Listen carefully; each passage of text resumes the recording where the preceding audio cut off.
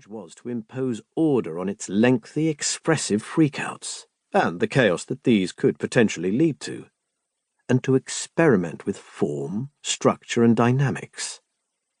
The imperative was to make new musical shapes. With progressive rock, anything was creatively possible and, stylistically, everything was up for grabs.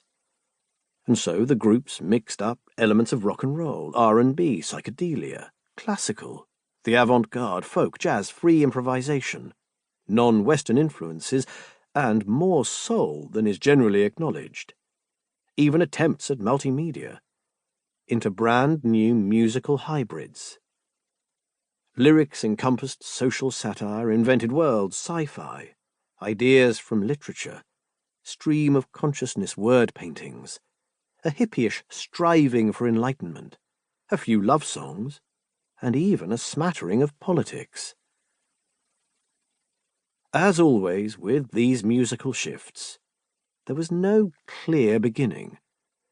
The earliest example this writer has seen of progressive in print as an adjective to describe rock music was with reference to the psychedelic group Tomorrow in early 1968, while in that year the Small Faces were referred to by Keith Altham in the New Musical Express as progressive pop.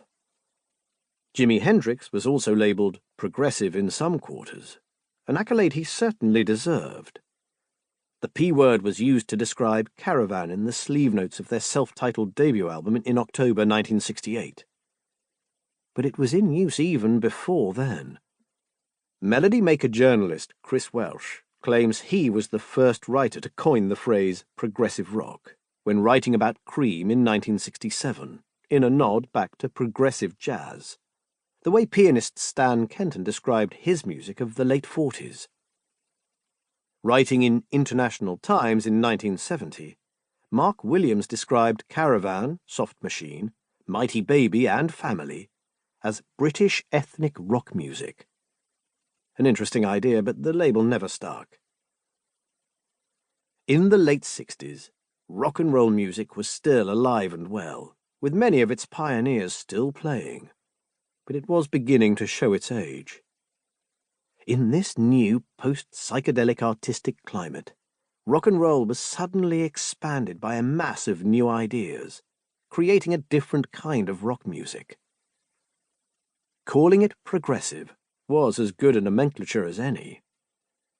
Music is constantly progressing anyway, but in the early 70s, developments in rock music happened at an unusual speed, with musicians eager to stride into the new creative space that was opening before them. Suddenly, basic 4/4 12-bar rock and roll seemed anachronistic, like something from the distant past, as rock was now open-ended and could potentially go anywhere and everywhere. Ian Anderson of Jethro Tull has this to say on progressive rock's questing spirit. When I was asked to define what makes a progressive rock musician, I said, well, it's a person who just gets bored easily. People who think, well, I can do that, but what's next? What was initially envisaged as a sustainable, imaginative alternative to mainstream pop, with one foot still in the counterculture, could, on paper, have been a minority interest, but eventually became, in the case of some groups, commercially huge in the heyday of the album. Major labels caught on and invested substantial amounts of money in this new thing, and there was enough of a market to allow a number of independent labels to spring up. And with a record-buying public looking for new kicks, it also infiltrated the charts, with hit singles in the early 70s by Jethro Tull and Family in particular, who made appearances on the BBC TV singles charts showcase Top of the Pops. Other reactions from friends to the news of this book project ranged from raised eyebrows of interest to lip-curling sneers of disdain. Such divided reactions are nothing new. Progressive rock was both revered and reviled in its heyday from 1969 to 74. And there's the rub.